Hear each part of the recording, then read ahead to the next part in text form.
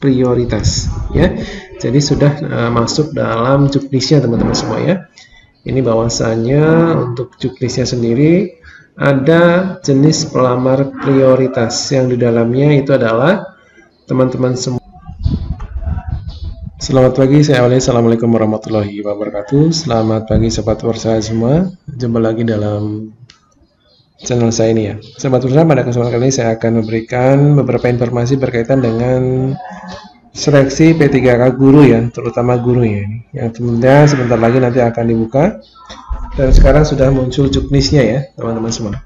Nah, beberapa waktu yang lalu Prof. Nunuk ini sudah memberikan pernyataan atau memberikan penjelasan-penjelasan berkaitan dengan pertanyaan yang sudah sering kali ditanyakan oleh teman-teman semua ya, berkaitan dengan seleksi P3K nanti.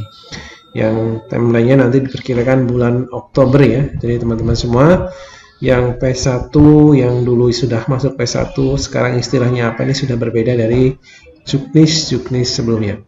Oke, sebelum saya mulai videonya, bagi teman-teman semua yang mungkin baru menggunakan channel ini, jangan lupa klik like, share, komen, dan subscribe. Jangan lupa juga untuk mengaktifkan notifikasi loncengnya agar teman-teman semua tidak ketinggalan informasi.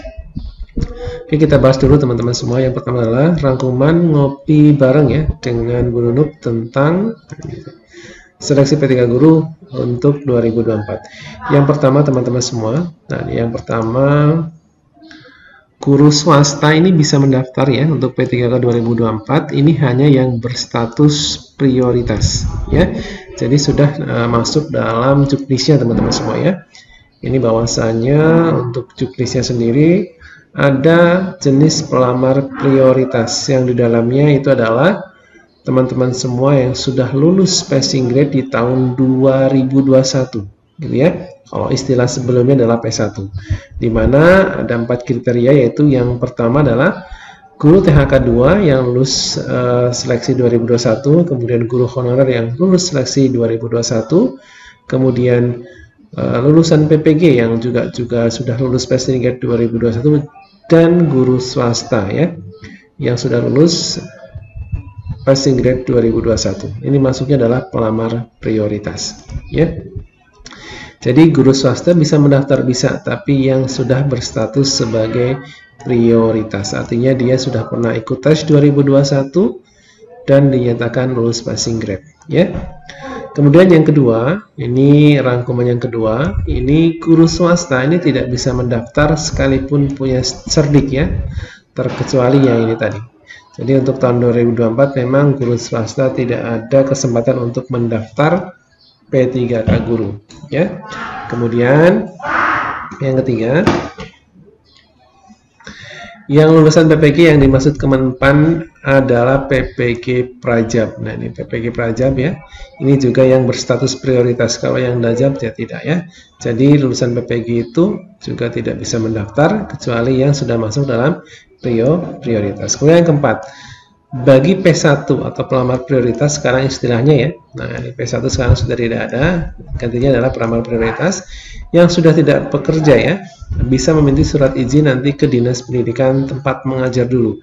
Ini kalau yang dulu di SD ataupun SMP maka nanti masuknya dalam pemerintah kabupaten ya. Tapi yang ngajar di SMA, SMK nanti berarti pemerintahnya adalah pemerintahan provinsi gitu ya. Nah, Dinas Pendidikan, bukan ke sekolah lagi tapi ke Dinas Pendidikannya ya. Entah itu Pemkab atau itu Pemprov. Itu tinggal dipisah saja kira-kira teman-teman masuknya di wilayah Pemkab atau Pemprov. Kemudian yang kelima teman-teman semua, cut off Dapodik yang bisa mendaftar adalah Oktober 2022. Ini dikhususkan untuk teman-teman yang honorer di negeri itu ya. Jadi honorer di negeri. Jadi yang bisa mendaftar adalah yang sudah punya pengalaman bekerja 4 semester secara berturut-turut tanpa terputus ya. Ini khususkan untuk negeri saja, honorer negeri. Jadi yang swasta ini sesuai dengan apa yang sudah dibicarakan Bu Nunuk ini sudah tidak bisa mendaftar. Kemudian teman-teman untuk total formasi untuk P3K guru 2024 ini sebanyak 175.620 formasi. Kemudian yang ketujuh, guru honorer pasti belum bisa selesai tahun ini. Jadi nanti sekalipun di sini 2024 ini mau menghabiskan Tetap saja ini kaitannya dengan formasi yang diajukan Pemda, jadi sudah bisa dipastikan oleh penunuk berkaitan dengan formasi yang sudah di ACC atau sudah disetujui oleh PAN RB. Nah, ini belum bisa menyelesaikan semua honorer tahun ini, ya. Apalagi sekarang yang status prioritas juga ada yang dari swasta, ada juga yang dari lulusan PPG. Ini juga belum selesai dan belum tuntas. Jadi masalah honorer ini yang dalam juknisnya ini berada di bawah pelamar prioritas. Tentunya kalau yang prioritas belum selesai, otomatis yang honorer, kemudian THK 2 yang belum menjadi prioritas ini belum bisa diselesaikan tahun ini. Kemudian yang poin ke-8, status P yang selain 2021 ini tetap tes kembali teman-teman semua, ya. Jadi nanti di Pemda tertentu kalau memang status prioritas sudah selesai, berarti tinggal menyelesaikan yang THK 2 dan honorer yang tentunya tidak masuk dalam kategori prioritas.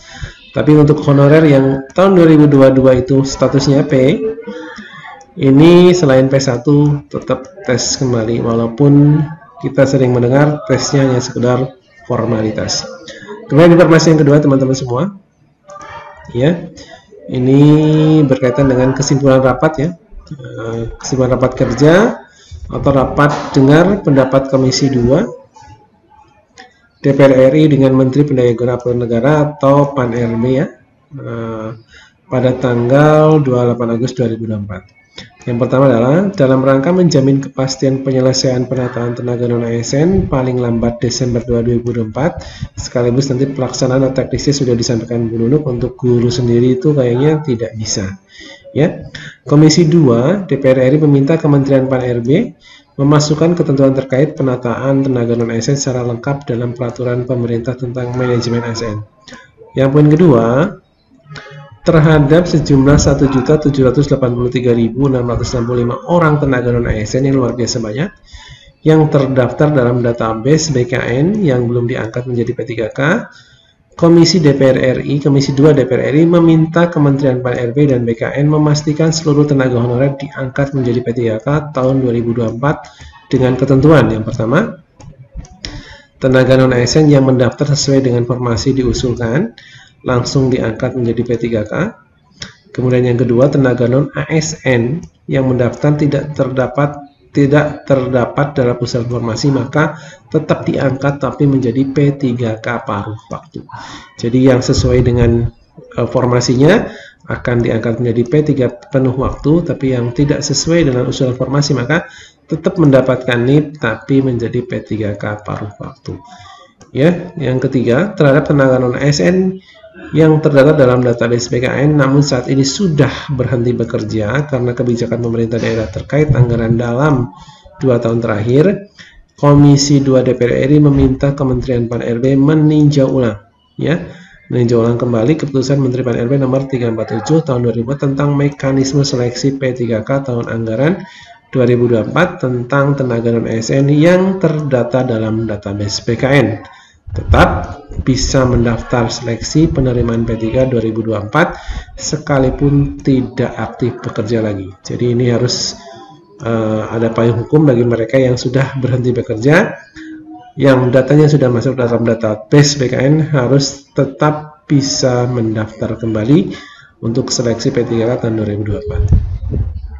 Yang poin keempat, teman-teman semua, sebagai upaya memudahkan penyelenggaraan dan pelayanan, ya, manajemen ASN serta penguatan pengawasan sistem merit, Komisi 2 DPR RI meminta Kementerian PAN RB konsisten melaksanakan digitalisasi manajemen ASN secara nasional paling lama 1 tahun terhitung sejak Undang-Undang ASN diundangkan sebagai amanat pasal 63 Undang-Undang Nomor 20 tahun 2023 tentang aparatur sipil negara.